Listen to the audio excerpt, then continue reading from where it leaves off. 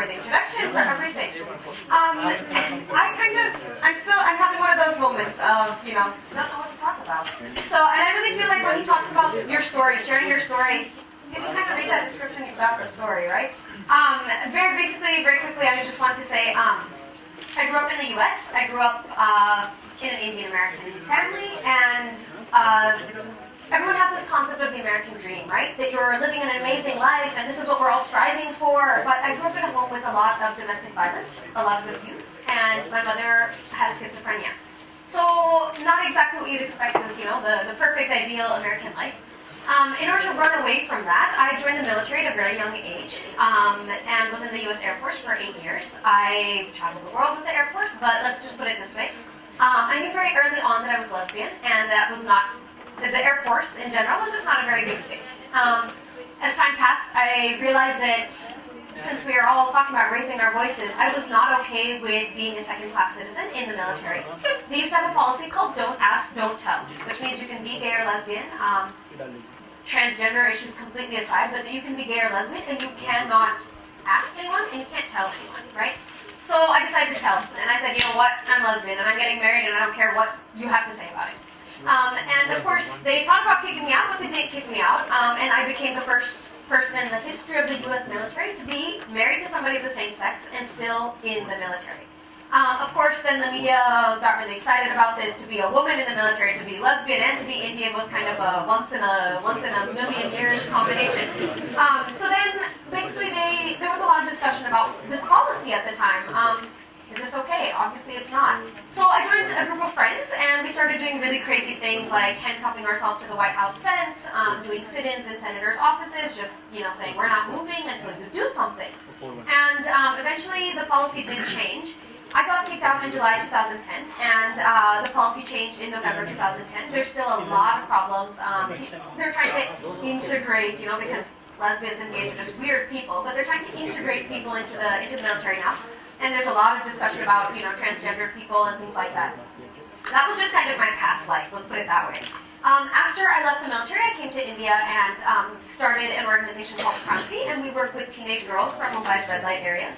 And just to track exactly what I got from my past life, I really learned that the things that everyone in the world will tell you that this is something that's a shortcoming, or it's something that's wrong with you, or what makes you different, is really a problem that you need to fix. But I really realized that those things are actually your greatest strength in life, and you need to learn how to use them to your advantage. So, at Kranti, we work with girls who are daughters of sex workers, girls who have been trafficked, and girls who are born and raised in Mumbai's red light areas. The organization as a whole, these girls are just out of this world amazing. They have done such amazing things and overcome such amazing things in their life. You might have heard of a couple of them. We have one girl, Shweta, who became the first girl from a red light area to study abroad. She's won a UN Youth Courage Award. We have one girl who is, she's a music therapist now. She works with drums, but she's basically studied in 4th and 7th and not studied beyond that, and went to the U.S. to train in a drum program, and then came back and is doing music therapy with kids from red light areas, children of construction workers, and things like that. So, but Farah is with me here, so I'm going to allow her to tell her own story, to just kind of let you get a glimpse of the things that these girls are able to accomplish, regardless of what society says about them. All that aside, when I took a couple minutes this morning to think about what I wanted to say, because you can read the description and there you have it. There's my life story in 3 sentences, right? What can I possibly say that you haven't heard before or thought about before? And I realized the past couple of years as an activist, as somebody who's working at Kranti, somebody looking on queer rights, I've gone through a lot of changes. Now that I'm really old, I have some words of wisdom to share. And I think that the biggest change or the biggest lesson that I've had the past few years is we're all seeking a purpose in life, right? Everyone is. And I am so happy to say that I've actually found the purpose of life. I don't know how many of you will agree with me, but sometimes when you struggle through all these things, especially the house that I grew up in, when you struggle through, some of the things that our girls have faced, sexual abuse, being rape, discrimination, all of these things, you start to wonder a lot about what the purpose of life is, right? And I've had a couple years where the last 2 years, I've had a chance to really experience a lot of things, especially with these girls. And I've come to realize, I'm not going to say who the quote is from, I'm sure a lot of you know, but basically the purpose of life is to seek and spread happiness. And since I've kind of started to take that perspective on life, I've really come to realize that how you take discrimination and how you take marginalization and how you take the things that the world hands you is really up to you, right? You have the option to live completely happily. You have the option to just, I'm not saying shut out the world, but you have the option to, decide how you want to take things. The world is going to discriminate. The world is going to, a lot of girls, so many girls who are facing rape and abuse and things like this. In the end, it really does, it is up to us what we decide to do with that. So basically, I'm really interested in, working with marginalized youth and seeing how we go from this process of being a victim to being someone who sees themselves as, a survivor, an agent of social change, and somebody who can honestly, genuinely be happy. Because, when you as an individual are happy, you're able to just spread happiness rather than spreading a lot of anger, which I think as activists, sometimes we spend a lot of time being angry and, angry at the world about how the system is and what's wrong in the world. And, the past couple of years, I've really come to realize that I can change that mindset and instead of thinking from a place of anger, start approaching activism from a place of choosing to seek and spread happiness. So I think that is all I wanted to share because I have this awesome girl with me here, Farah, who is...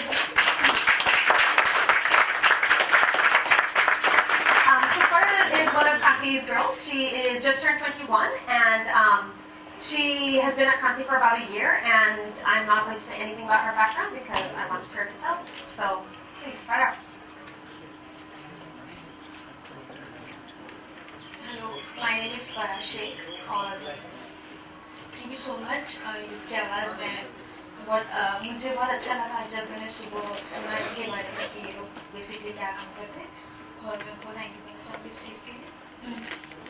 तो आज हम सब यहाँ आए हैं कुछ ना कुछ सीखने के लिए और मुझे ऐसा लगता है कि एजुकेशन सबकी लाइफ में बहुत इंपॉर्टेंट पार्ट रोल प्ले करता है और मुझे ऐसा लगता है कि आप सब इस चीज़ को मानते हो कि एजुकेशन बहुत इंपॉर्टेंट होता है हम सब के लिए और शायद हम सब ये सोचते हैं कि हमको एजुकेशन सिर्फ और सिर्फ स्कूल से मिलता है और कहीं से नहीं मिलता बट मैं आज आपको बताना चाहती हूँ कि मुझे एजुकेशन कहाँ से मिला और कैसे मिला। मुझे एजुकेशन मिला, पहला एजुकेशन जो मुझे मिला है वो मुझे मिला मेरी फैमिली से। मेरी मम्मी एक बार डांसर थी, वो बार में काम करती थी। मेरे डैडी हमेशा वहाँ जाया करते थे, उन्होंने एक दूसरे को देखा, दोनों को एक दूसरे प्यार हो गया बेसिकली और कुछ टाइम के बाद उन लोगों ने शादी कर ली। उनकी शादी होने के बाद कुछ टाइम के बाद मेरी मम्मा प्रेग्नेंट हो गई। जब वो प्रेग्नेंट हुई तो एक बेबी गर्ल को बर्थ दिया। जब बेबी गर्ल हुई तो वो बहुत ज़्यादा खुश थी ये सोचकर क्योंकि सेकेंड उनको एक बेटा होगा, लड़का होगा, ये सोच के वो बहुत ज़्यादा खुश थी। फिर उनने सोचा कि ठीक है अब वो बेबी है, वो उसे बहुत प्यार करती थी, बहुत अच्छे से वेट करती थी, सब कुछ बहुत अच्छा चल रहा था। फिर उनको था कि अब मुझे एक लड़का चाहिए बेसिकली, तो फिर उनको सेकेंड टाइम वापस वो प्रेग्नेंट हुए और वापस से कुछ टाइम के बाद, कुछ साल के बाद उनको वापस से बच्चा पैदा हुआ। गैस हुआ मैं ही थी वो और मैं थी, उनको लगा ये लड़का होगा पर मैं लड़की ही थी। तो उस टाइम पे बहुत फ्रस्ट्रेट हो गई थी, उनको बहुत ज़्यादा गुस्सा आ रहा था। उनको ऐसे लग रहा था कि मेरी वजह से एक लड़का नहीं आ पाया क्योंकि मैं थी, इसकी वजह से मैंने किसी लड़के को रोक दिया आने से। तो उसको मेरे पे बहुत गुस्सा था, तो मेरी मम्मा ने मुझे मारने की कोशिश की और आज मैं यहाँ हूँ, मैं बच गई क्योंकि एक नर्स ने मुझे देख लिया, मम्मी को देख लिया, ऐसे करते हुए उन्होंने ऑल ऑफ सडन मेरे डैडी को बुलाया, ऐसी सिचुएशन हो गया, लाइक मैं बच गया, मैं जिंदा हूँ अभी यहाँ पे। सो मेरी मम्मी ने मुझे कभी प्यार नहीं किया, वो मुझे हमेशा अपने से दूर रखती थी। डैडी के फैमिली वाले मुझे हमेशा लेके जाते थे। मम्मी कभी मुझे ब्रेस्ट फीडिंग किया नहीं, मैंने हमेशा पापू से ही दूध पिया है। मैंने कभी मम्मी लाइक ऐसे इतना क्लोज था ही नहीं हमारा रिलेशन। फिर मम्मी ने सोचा ठीक है सेकेंड टाइम लड़की नहीं है तो क्या होगा, लड़का नहीं हुआ तो क्या होगा, थर्ड टाइम पे होगा लड़का। फिर उन्होंने सोचा ठीक है, कुछ टाइम के बाद वापस से वो प्रेग्नेंट हो गई। जब वो प्रेग्नेंट हुई तो वापस से लड़की ही पैदा हो गई, और जब वो लड़की पैदा हुई तो वो सोचने लगी ओ माय गॉड, ठीक है ये लड़की है तो क्या कर सकते हैं। तो उसने उसके सारे बाल कटवा दिए, एकदम बॉय कट करवाया, एकदम लड़कों जैसे कपड़े पहनाती थी उसको, और सब कुछ जैसे लड़के जैसे बिहेव करते थे उसको भी बोलती थी तू वैसे ही बिहेव करने का। और कुछ टाइम के बाद उनको रियलाइज हुआ, कह रहे ये भी लड़की ही है ना, तो कुछ टाइम के बाद उसको लड़की जैसे बिहेव करना है, सारा वो उसके अंदर आ गया था। फिर फोर्थ वापस से उनको होप्स था कि 3 लड़कियां हो गई, अब मुझे लड़का होगा ही होगा। वापस से जब वो प्रेग्नेंट हुई तो एक स्पेशल पर्सन हमारे घर में आया, वो है वापस एक लड़की ही थी, पर वो डेफ एंड म्यूट थी, तो वो हम सबके लिए बहुत बहुत स्पेशल है। हम सब फैमिली में उसको बहुत ज़्यादा प्यार करते हैं। तो पहला एजुकेशन मुझे मिला था मेरी फैमिली से, और मैंने उससे ये सीखा कि लड़कियां इतनी इम्पोर्टेंट नहीं है जितने लड़के इम्पोर्टेंट हैं, लड़कियों को इतनी वैल्यू नहीं है जितना लड़कों को वैल्यू होती है। दूसरा एजुकेशन मुझे मिला रिलीजन से। जब मैं 10 साल की थी, मैं गुजरात में पैदा हुई थी। मैंने गुजरात में बहुत सारी फाइटिंग्स देखी, हिंदू मुस्लिम को मारे, मुस्लिम हिंदू को मारे। मुझे वो कॉन्सेप्ट समझ में नहीं आता था कि तुम रिलीजन के लिए क्यों लड़ रहे हो। इंसानियत नाम की चीज होती है जो तुम सब में है, और तुम सब इंसान हो, एक दूसरे को मार के कुछ मिलने वाला नहीं है। पर मैंने देखा कि छोटे से छोटे बच्चे को भी वो मार देते थे, क्योंकि ये मुस्लिम का बेटा है, ये हिंदू का बेटा है, या हिंदू की बेटी हिंदू, मतलब जो भी है वो एक दूसरे को सिर्फ और सिर्फ मार रहे थे। पर उस चीज में कभी नहीं समझ पाए।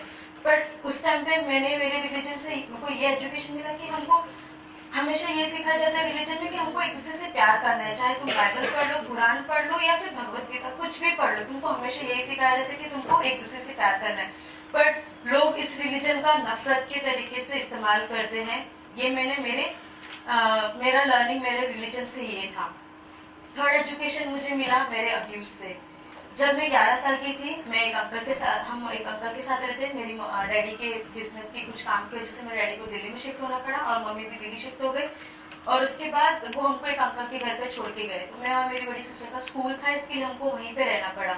तो वो हर दिन मेरे साथ कुछ अजीब सा बिहेव करते थे, हर दिन वो मेरा अब्यूज करते थे। मैं बहुत ज्यादा छोटी थी, मुझे समझ में नहीं आ रहा था कि मेरे साथ क्या हो रहा है, बट बेसिकली मुझे पता चलता था कि मेरे साथ कुछ गलत हो रहा है। और वो हमेशा मेरी बड़ी सिस्टर के साथ भी ऐसा कुछ करने की कोशिश करते थे, और मैं हमेशा मेरी बड़ी सिस्टर को बोलती थी नहीं तुम चले जाओ, मैं रहती हूँ यहाँ पे। पर मुझे कुछ टाइम के बाद पता चला कि मेरी बड़ी सिस्टर के साथ भी सेम चीज हो रहा है कहीं ना कहीं। और जब मम्मी आ गई हमको मिलने के लिए, तो हमने मम्मी को शेयर किया कि मम्मी अंकल ऐसे ऐसे कुछ कर रहे हैं, क्या कर रहे हैं।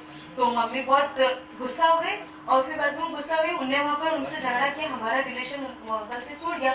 पर बेसिकली मम्मी ना किसी फैमिली को बताया, ना किसी रिलेटिव्स को, ना मेरे डैडी को, ना मम्मी ने पुलिस कंप्लेंट की। क्योंकि मम्मी को लगा अगर मैंने किसी को बता दिया तो फ्यूचर में तुम्हारे लिए कोई रिश्ता नहीं आएगा, कोई तुमको पसंद नहीं करेगा, कोई तुम्हारी तरफ देखेगा नहीं, और तुम एक बोझ की तरह घर में बैठ जाओगे।